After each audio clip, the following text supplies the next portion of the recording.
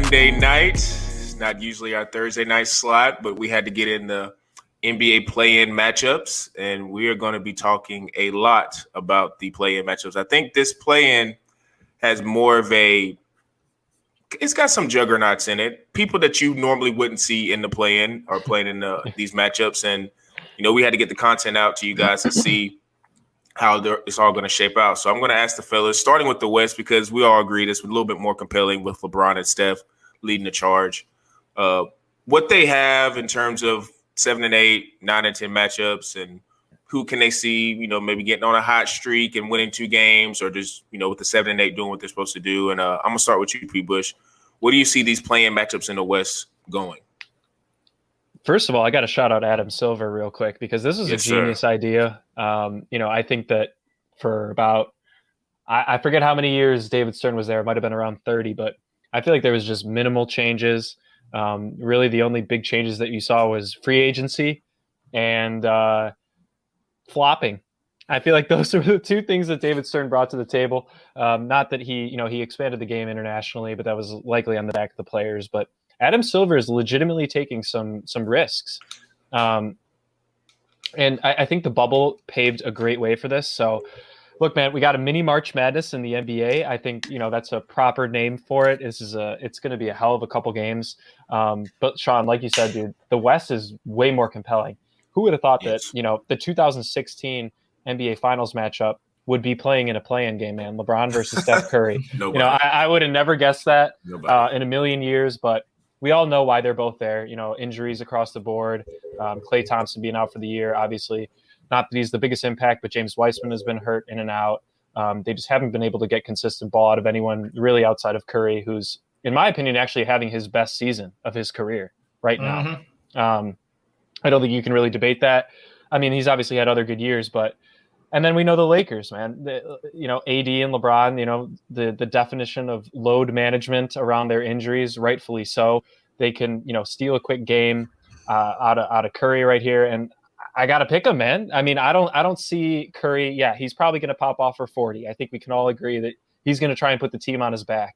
But, knowing he has kind of a safeguard of a second game that he could win, he's going to go all out, but he knows at the end of the day, he has a second shot against 2 teams that he has a better outcome of possibly beating in the Grizzlies and Spurs. So I do have the Lakers taking this game.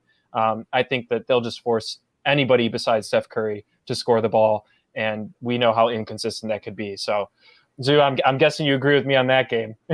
Absolutely. Not even a question, man. I watched that entire fourth quarter Golden State Warriors versus Memphis Grizzlies game to see the potential future matchups of these potential play-in games, and I am not impressed with the Grizzlies. I wasn't even that impressed with the Warriors, man.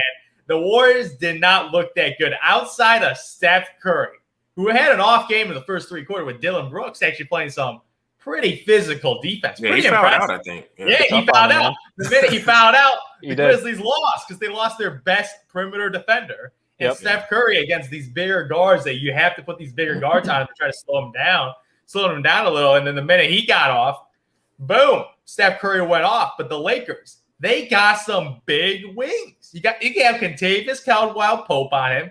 You might even have put some LeBron James on him for a couple of possessions. Absolutely. You could have a lot of these bigger guards. You can put Kyle Kuzma. You can have all these bigger wings to give Steph Curry different types of looks.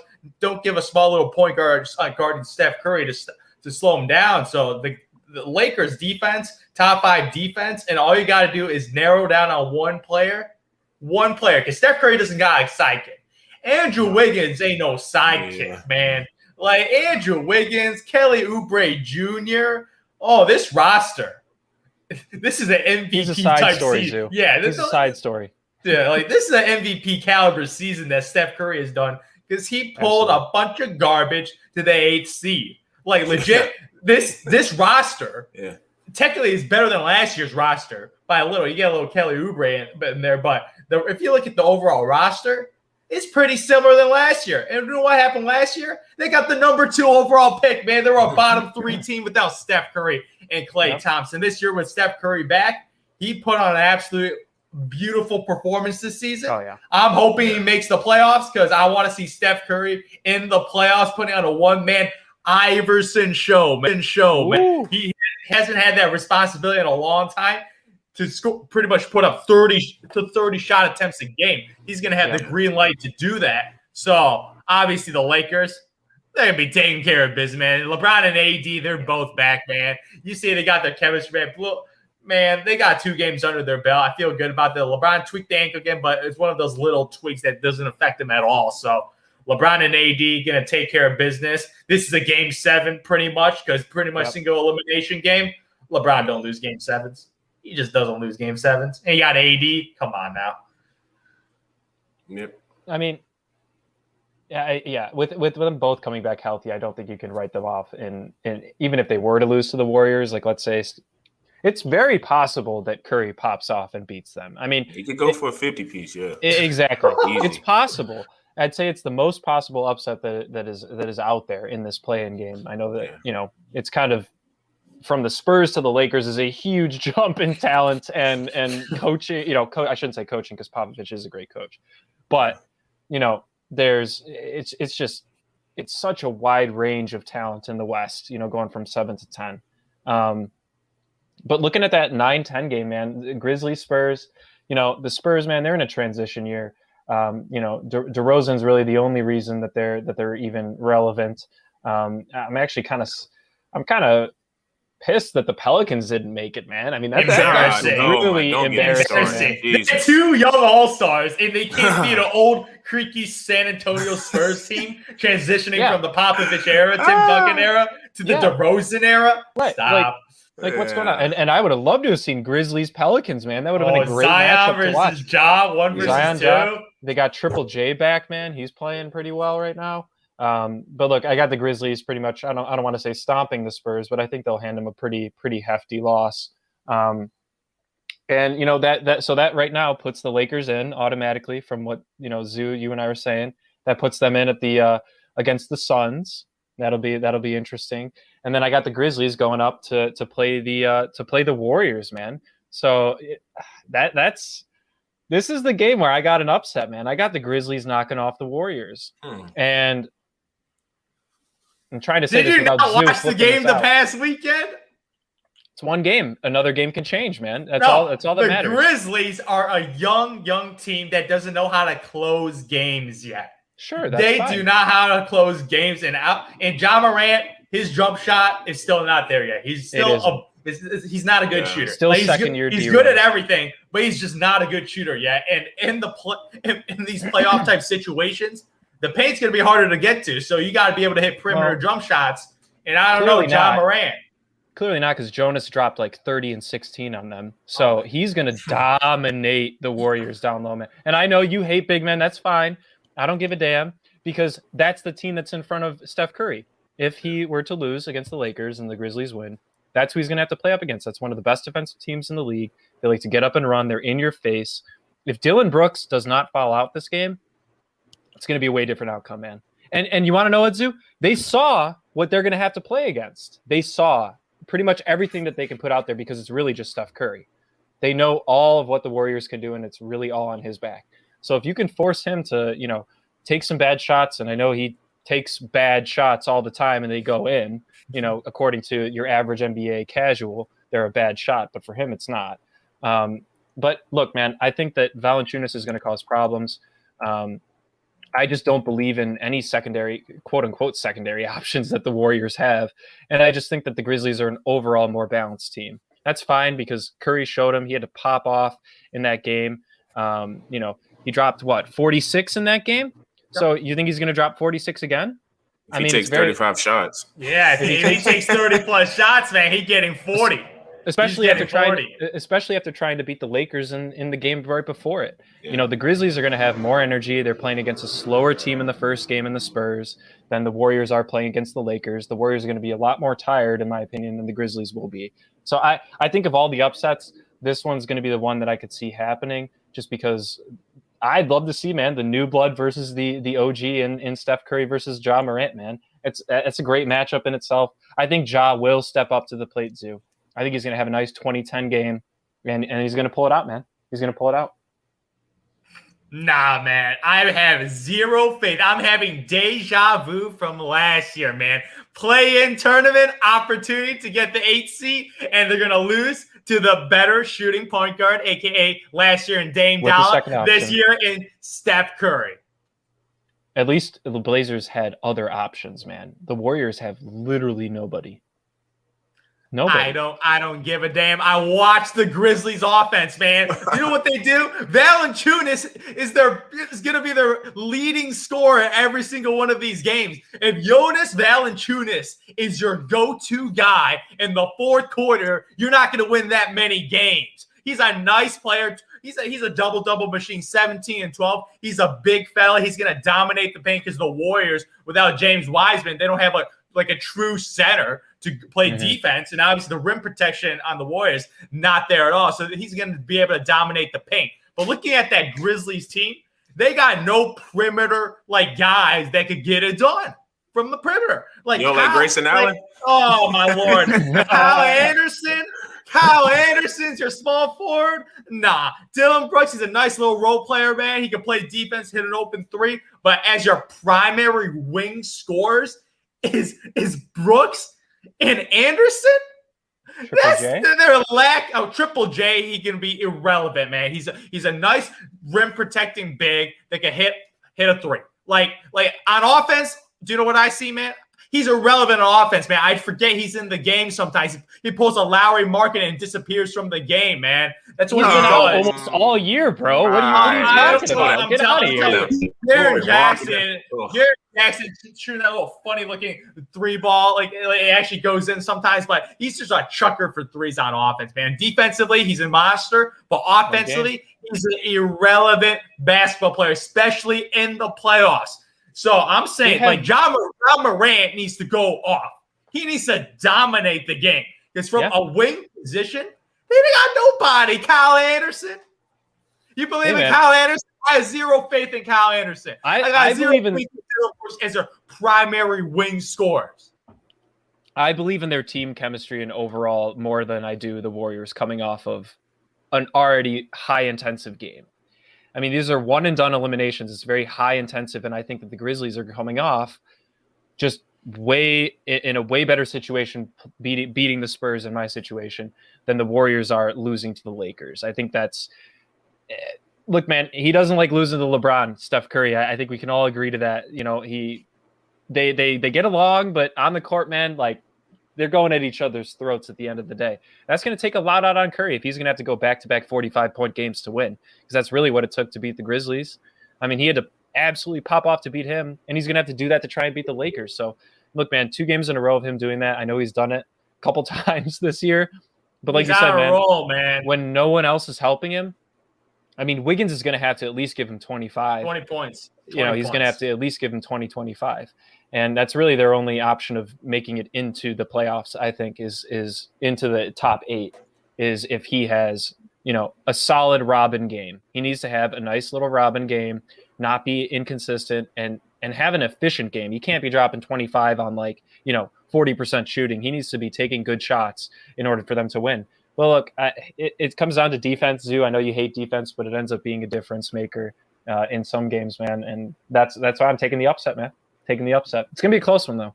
Yeah, but I have a feeling Draymond Green in the playoffs, he's a different basketball player in the playoffs. He pretty much plays more point guard more than Steph Curry, the way Steph Curry moves off the ball, more like a traditional shooting guard. And with Draymond Green's passing ability, this year he's having a career high over 8 assists a game. I feel like he can control the pace, have Steph Curry play off ball even more to make him a primary scorer, because Steph Curry will need 30, 35 points to get it done against his Grizzlies roster right now. So that's what I see what they're going to run. And you got me on Wiggins, because Wiggins can't wet the bed and pull a 10-point game. Like, Wiggins needs to drop 20-plus points, and he got to drop that because the dude's making over $30 million a year. You make over $30 million. You got to drop at least 25 points. Oh, my, 25 points a game. So I give you Andrew Wiggins. I do not really trust him. His lack of ability. Do you trust anybody else on that team besides Draymond? I trust Draymond Green. I trust Steph Curry. He ain't giving you no points, though. Draymond Green offensively is a little offensively challenged on the scoring area. I give you that. Gone. I give you that. But the Grizzlies on offense too, it's a little ugly, man. It's a little ugly. They all have to play. Okay, it's Valanciunas in the post dominant, and then it's John Morant creating everything for everyone. Okay, I'm just saying. It pretty much comes down to this. Like, okay, if Ja and Steph go crazy, you cancel them out, and then Jonas and Andrew Wiggins have some like games that are equally. Then if you look to the third guy, you're looking at Draymond. I tend to go with Memphis because JJ at least has more skill and could come out of his shell. Over Draymond. Draymond's not scoring enough. Better than Triple J, man. In a playoff type atmosphere, I'm not debating that, but I just don't know. Triple J disappears. When I watch Grizzlies game, I forget he's in the game sometimes. He's been hurt though. Because every time he's injured, and even when he plays, I forget he's playing because he's chilling in the corner. Like on offense, I don't know what he does in offense. He's coming off an ACL tear. I don't give a damn, man. I don't give a damn. Oh, Triple J. This also happened at Michigan State. I remember him in Michigan State, man. The guy disappears, man. In the NBA on offense, he disappears, man. He pulls a Larry Marketing and disappearing act, man. Watch, he's gonna drop 25. Don't you dare compare him to Larry Marketing. Don't you dare. On offense, Laurie's a better shooter. Laurie's a way better shooter. You already know who Laurie's comparison is, man. Oh my Lord! Don't say his name. You already know his comparison, man. He's I guess a rich man's Davis Bertans. Yes. Yes. Hey, and they have better seating. They have better seating than the Bulls do. They actually do. That's crazy. God. Yo, let's not get into that, but some of those players that you guys traded for are actually balling. So Vucevic better come up in a big way next year. There's gonna be some questions for. I think don't even know who the GM is. He better. Stop that! I have no thoughts about Wendell Carter Jr. being a Chicago Bulls uniform. Glad that dude is gone, man. Yeah, sometimes people just need a change of scenery. So, yeah, man. But speaking of Bertans, man, we're going to the Wizards versus Boston game. Oh, yeah. And, this is a game I'm hyped about because you know why? Because I had the Wizards going to the playoffs, and they made me look a little smarter than I thought because in the beginning of the year, they make me look like an idiot. But I believed in Westbrook and Bradley Beal, the two All-Stars in the Eastern Conference. You got to make the playoffs, right? You got to make the playoffs. They got Pelicans. Okay, I don't know what Stan Van Gundy. I don't know what the hell happened. That team's way too talented not to be a top 10 team. But oh my Lord, Bradley Beal, Russell Westbrook. I got to give Westbrook props, man. He legit dragged this team with Bradley. He's the best. He's the best player on the team right now. Like his ability to create on offense. Like I don't know about the playoff situations. He gets a little stupid, man. Get a little dodo bird in the playoffs. Try to do too much. Try to create for his teammates. So I don't know but this is a 1-game situation. Yeah. And Westbrook in 1 game, he's going to get 20 points, 10 rebounds, 10 assists easy. And hopefully Bradley Beal's hamstrings are like doing better because he's coming off injury. So if something happens with a hamstring, if it's just Russell Westbrook with a bunch of Daniel Gaffords out there, I'm going to be a little worried, even against the Boston Celtics. Like Boston Celtics are without Jaylen Brown. Yep. That is massive. So there too. Obi Tatum, Kemba Walker has been atrocious on the Boston Celtics. Yep. He got paid $140 and he got injured. He started sucking. Like Terry Rozier looks like the better basketball player right now. So I'm just like, Kemba Walker, what a waste of money. So it's gonna be Jason Tatum and a bunch of nobodies. And Russell Westbrook, and if Bradley Beal shows up, I'm taking the Washington Wizards over the Boston Celtics right now. The momentum, their ability on offense right now is actually surprisingly is pretty impressive. Like, I'm not the biggest fan of Scott Brooks because that dude, I don't think he can coach at all. Like, I think Scott Brooks, I don't even know how the man has a job because that dude's offense. Oh man, his offense has no creativity, man. Do you know what I call his offensive sets? NBA 2K, stuff what I do in 2K. High pick and roll every time. High pick and roll isolation. Like legit, I could call these plays on offense. No creativity at all on this Washington Wizards roster. Yeah, that's pretty much what Scotty Brooks says. Scotty Brooks thinks he's like a top 2 point guard of all time, which is blasphemous. But I like the confidence in his own point guard. But I'm looking at the roster, like I got to shout out Rui Hachimura as a young player. This guy has stepped up his game. Like Rui Hachimura is putting up 14.6 rebounds a game. Like he's a nice complimentary wing player. Like he's not a bum. Like I know you hate on Davis Bertans, man, but he's a sniper, man. He's a sniper, and all you gotta do is just have him space the floor for Russ and Bradley Beal.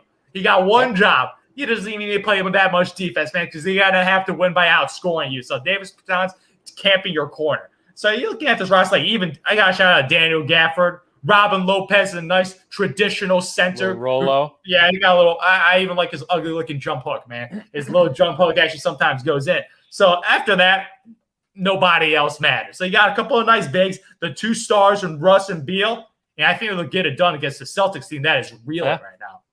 It's all going to come down to who's hotter. Is Tatum hot enough to carry them through? He'll need 40, man. He'll need no Jaylen Brown. That's 25 a game. He's going to have to do a Steph Curry impression, man.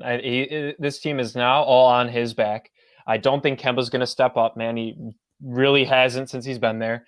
He blew a lot of people's bubble brackets last year again with his performances against the Heat. Oh, I remember, man. I bet on the Celtics, man. I believed in the Celtics. Horrible bet. Kemba Walker. But look, man, the Jaylen Brown loss is huge, and that's really what it comes down to. They would not be in the play-in right now if they hadn't lost him. I genuinely don't think so. And losing him, man, that's their second best player. Yeah. I mean, what are you going to do? You're playing up against 2 of arguably the most prolific scorers in the league in Russ and Bradley Beal outside of Curry. And look, man, I think Beal's going to pop off. Barring, and Zoo, you made this big stipulation, is if his hamstrings are healthy. Because every time I've seen him, he's reaching behind and grabbing one of his back legs, and I'm just sitting there like, oh, man, here it goes again.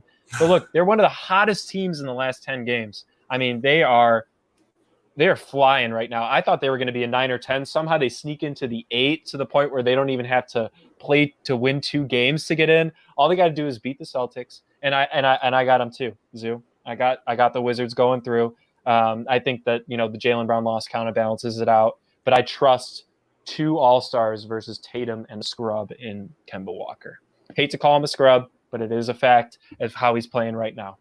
But you want to know it's a sad game? I think it's even more sad than the Grizzlies Spurs, man. The worst Pacers and Hornets. 2 teams that have really fallen off in the last 10 games, kind of the opposite of the Wizards. Yeah. You can't really blame the Pacers, though. I mean, they've lost everybody, man. Miles Turner's out. LeVert's been hurt. Sabonis has been hurt. Brogdon's been hurt. I got the Hornets moving on here. You have the Hornets? I got the Hornets moving on here, man. I think Miles Bridges is just unbelievable, man. You're not talking about another young guy that's really stepped up like Bertans, but he has stepped up for this Hornets team. And, man, I just want to hear their announcers. At the end of the day, man, I just want to hear the Hornets announcers. But I think that LaMelo and Bridges and Rozier and crew, they'll be running up and down the court way faster than the Pacers are used to playing. And I got them going through, man. They've been a little off lately, the Hornets. I mean, they were like they lost 5 straight games 5 in a row, going into the play-in tournament. And now they got their back against the wall, and they're playing against a very battered up team in Indiana. So I think they'll end up pulling it out. I think this will help LaMelo gain a little bit of confidence. I know it's not a true playoff atmosphere in a series sense, but it is like, he didn't play in college, man. So he's getting his little March Madness right now. So I do have the Hornets moving on in this one, too.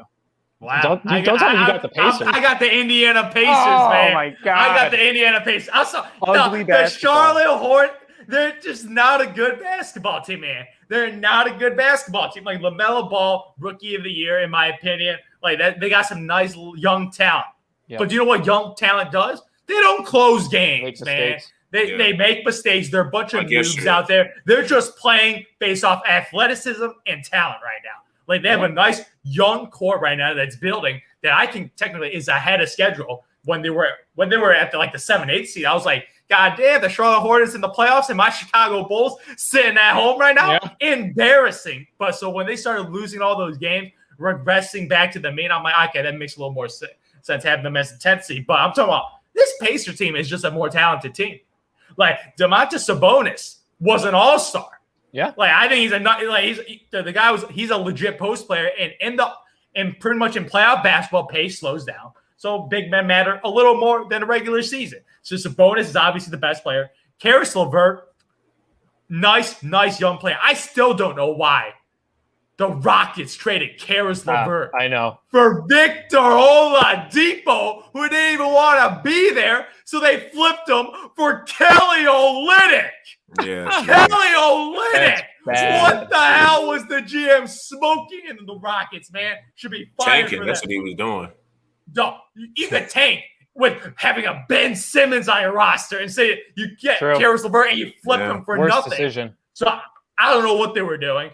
Bunch of idiots up there in H-Town. They deserve to be bad. So you got Karis LeVert. You get one of the Holiday brothers, Dougie McBuckets, man. Shout out to Doug McDermott, still in the NBA, because on the Chicago Bulls, that dude was sad. Like McBuckets was not McBuckets at all. So I'm looking at the roster. Like, give you that Malcolm Brogdon's injury. He has a right hamstring injury. Man, this guy's low key one of the most underrated players. Yeah, Sabonis is questionable, man. He playing. If he's questionable, you're playing. But the hamstring injury for Malcolm Brogdon, I don't like that. But I'm projecting that he's going to gut it out and play this game because it's just one game, single game eliminations format. This guy put up a career year, 21 points, 5 rebounds, 6 assists. God damn, man. A quietly nice year, man. Dude, like this guy. Imagine if Milwaukee would have kept him. Dude, low key, like this. No need to trade all those picks for Drew Holiday. Dude, low key, because like this guy was an elite shooter. Like this guy was one of the few players that actually shot 50, 40, 90. Yeah. Like that still blows my Malcolm Brogdon's on a list with like Larry Bird, Steph Curry, Steve Nash, KD, and then you see Malcolm Brogdon. What the hell is he doing on that list? Yep. Like he that was pulled his it last off. year in Milwaukee. I don't know. Like they let him go and they replaced him with Eric Bledsoe. Yep. Oh my Lord, that was one of the worst decisions by the Bucks front office ever. And now he's gone. Now I'm surprised Giannis didn't leave after that decision, because that was a tragedy. Like Eric Bledsoe is just not a good basketball player.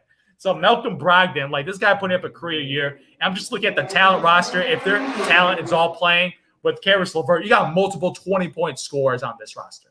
Yeah. Like LeVert, Brogdon, and Sabonis. Like that's 60 points right there. So, but they're all battered, man. One day. This is not a 7-game series. True. It's a 1-game elimination. So you just got to gut it out for this one game and try to move on. So are they going to be able to keep up with the Hornets' fast pace, man? I mean, that's what it's going to come down to. Yeah, I'm just saying, I do not like young teams. Though. You know why? Because they remind me of the Bulls too much, man. They go up again, they blow games, man. Like the Charlotte, I just don't believe in them, man. Fair. I don't believe in them. It's like them, like nice young roster, but they're not there yet. Well, and the Pacers are a playoff team last year. Yeah, pretty much the same roster. Yeah, like returning except for Oladipo. Exactly. Yep. So the big loss for me though is Miles Turner. I think that's massive loss as a rim protector. He is 3 blocks a game. 3 blocks a game. Absolute beast. I mean, Sabonis is going to have to play very well. He's going to have at least 25. I think Brogdon's going to have to do the same as long as they're both playing. But yeah, I mean, Zoo, for me, it doesn't even matter because eventually I have the Celtics knocking off whoever wins that game. I do have the Celtics knocking off in my situation, the Hornets. I think that Tatum's just going to get absolutely.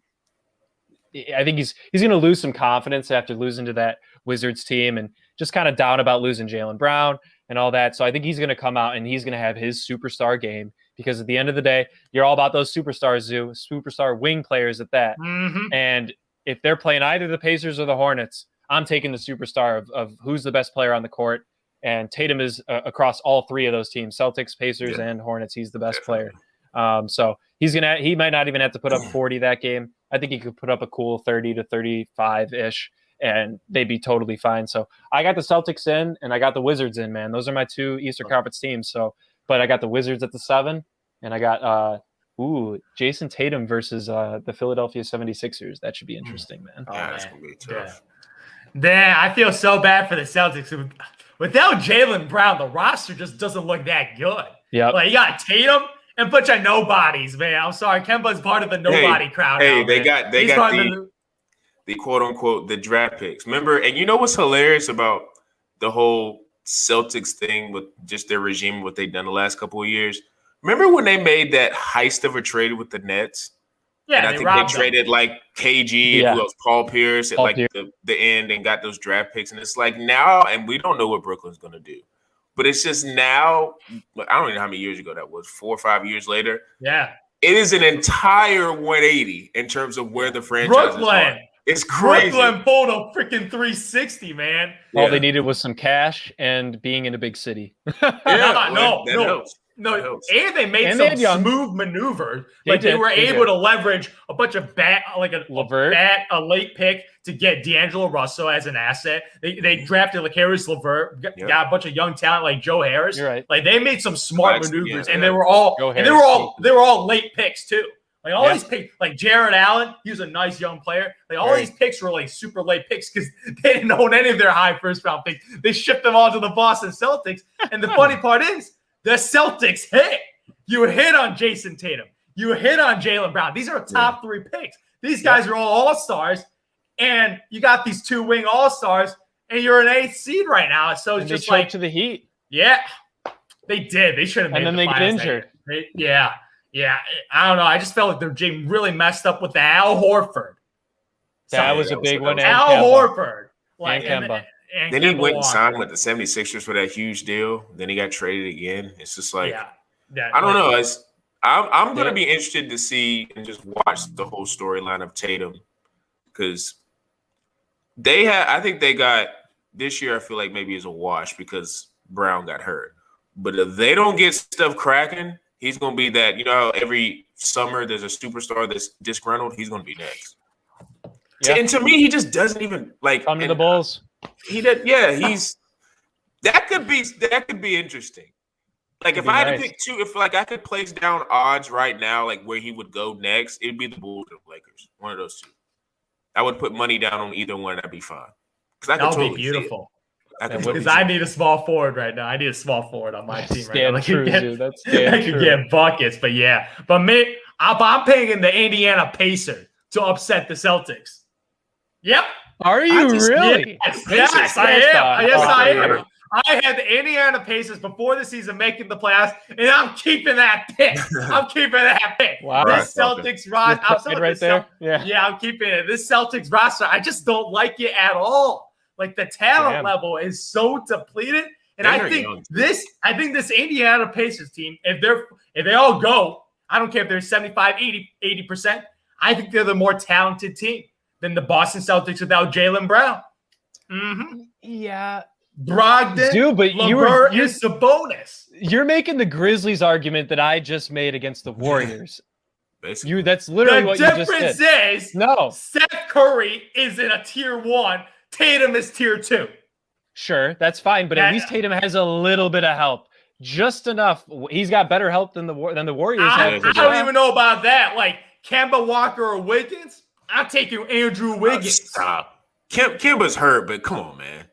No. Come on, man. Are you kidding me? You want Kemba's hurt, but 2 overpaid players that are playing under par. Yes. I mean, they're both playing under the contract, but I would take Kemba Walker shooting 42% from the field. That is the definition of inefficiency in a league where everybody's shooting 48%.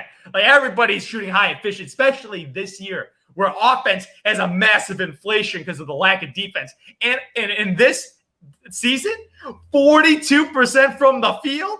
Man, I don't want any of that on my roster, man. Ain't talking about 6-footers in playoff games. He's going to be getting picked on by these big bullies on Indiana, man. Malcolm Brogdon, all these big Caris LeVert, post up. Let's go. That's what I'm saying, man. I can see it, man. Hey. You're going to exploit matchups. But Zoo, that means that's the Pacers' third game? So are all of them going to be healthy for 3 games in a row then? Or 2 games, sorry? That's the reason why I'm not big on Indiana. They're like all hurt. Well, I'm having the faith, man. This Celtics roster, I know they have no Jaylen Brown. I know that's a fact right now. So no Jaylen Brown. They don't have if Jaylen Brown was playing, I'm obviously picking the Celtics. Without Jaylen Brown, but this guy is a dynamic 2-wing player. Two-way wing player, and this guy steps it up in the playoffs too. Like when the lights shine brightest, this guy starts to take more shots. Like his efficiency even goes up in the playoffs. It reminds me a lot of Jimmy Butler like the type of game, 6'7", dynamic wing player, strong as a bull, very physical basketball player, and his 3-point shot improved a lot. So without him, no hope, man. Man, this Celtics team don't even got Daniel Tice no more, man. That dude on Chicago Bulls, like Robert Williams. Their second best player is Evan Fournier right now. Him and Jabari Parker. Damn, Jabari Parker. Oh my lord. Hey, I'd say that's rather comparable to Wiggins and Oubre. Yeah. Stop, man. Wiggins still better than Jabari, man. Jabari Parker's passed around like a blunt right now, man. Jabari Parker's been on like 17 in the last couple seasons, man. Jesus Christ. He keeps getting signed and waived every 5 seconds. Jason Tatum's not letting that happen, though, man. He's not. He's that good. He's that good. If he gets it done, it'll be a one-man show because Evan Fournier and Marcus Smart on offense. Yeah. I mean, let's not sleep on Tatum. Like, I know we talk about Steph has to go for a 50-point piece to even like compete with the Lakers or maybe get them into the playoff or to the real playoffs. But Tatum's had a 60-point game. Like, he can go off. So it's not like Tatum can't just explode. But yeah, I agree. He's gonna have to beat Brogdon. Yeah, that's just the thing. The Indiana makes me nervous because they're going to play, but it's like I got to see them actually. I'd have to see them play because they all are dinged up. Like, LeVert's good to go, but like Brogdon being like iffy, the hamstring that could go, like Sabonis is questionable. Like, I'd have to see if those guys come in and play and they're healthy. Indiana's going to make the playoffs because they're just deeper. They have more. Gotta watch them play the Hornets. I think that's what it's going to come down to. Basically. And that's why I'm picking LaMelo because it's just like LaMelo's going to be, he ain't caring. It's freaking carefree. Those guys, they're not supposed to be there. So there's going to be, it's kind of like the aspect with the Warriors. It's just, hey, we're just out here playing. Nobody's expecting us to freaking do anything. So the pressure's on Indiana. Nothing to lose. Yeah. So I don't know. We'll see. Like I said, playing. Shout out to Adam Silver and whoever his assistants are that came up with this format. I think it's a really cool wrench to make everything in terms of the last couple of games important. So we are going to follow those playing games tomorrow, Wednesday, and we're going to see how it lays out. The playoffs will be, the real playoffs will be starting soon after that. And I guess it's going to be the quest of the NBA championship. And I think this year is going to prove that there's a lot of parity in the league. So we're going to see a lot of different outcomes, I think, in this year's playoffs. So we just wanted to come today or tonight to do this episode for you guys. Make sure you guys follow us on bullheaded_pod. I'll be putting up all kind of content regarding the play-in, things of that nature. Make sure you follow us on Anchor, Apple, and Spotify. If you're on Apple, make sure you subscribe and give us 5 stars because that gets us in the algorithm so you guys can get more episodes, I guess, going to the top of your feed on Apple, things of that nature. So for me, Zoo and P-Bush, we're out.